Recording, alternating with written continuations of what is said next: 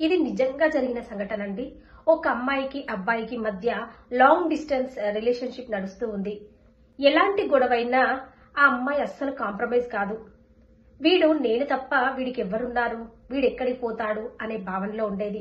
అబ్బాయి ఎంత రిక్వెస్ట్ చేసినా, ఎన్నిసార్లు మెసేజ్ చేసినా ఆ అమ్మాయి కేర్ చేసేది కాదు. అలా జరుగుతున్న సమయంలో ఆ అబ్బాయి మెంటల్ కండిషన్ లోగా ఉన్న సిచ్యువేషన్ లో ఇద్దరి మధ్య గొడవైంది. అతను అలాంటి టైంలో 3 వారాల నుండి ఆ అమ్మాయి రిప్లై ఇవ్వలేదు, మెసేజ్లు కూడా చూడలేదు. 4వ వారము ఆ అమ్మాయి మెసేజ్ చేసింది, కానీ ఆ అబ్బాయి రిప్లై ఇవ్వలేదు. దాంతో ఆ అమ్మాయికి చాలా కోపం వచ్చి ఆ అబ్బాయి ఇన్స్టాగ్రామ్ ఫ్రెండ్స్ అందరికీ వీడు నన్ను అన్యాయం చేస్తున్నాడు, వీడు నన్ను దూరం పెడుతున్నాడు అంటూ మెసేజ్లు పెట్టింది. ఆ అబ్బాయి ఇన్స్టాగ్రామ్ ఫ్రెండ్స్లలో ఒకరికి ఈ అమ్మాయి తెలుసు. ఆ అబ్బాయి మెసేజ్ చేశాడు, వాడు చనిపోయి వారం రోజులైంది, హార్ట్ స్ట్రోక్ తో చనిపోయాడు, ఆ బాధలో వాళ్ళ అమ్మా నాన్న కూడా చనిపోయారని మెసేజ్ చేశాడు.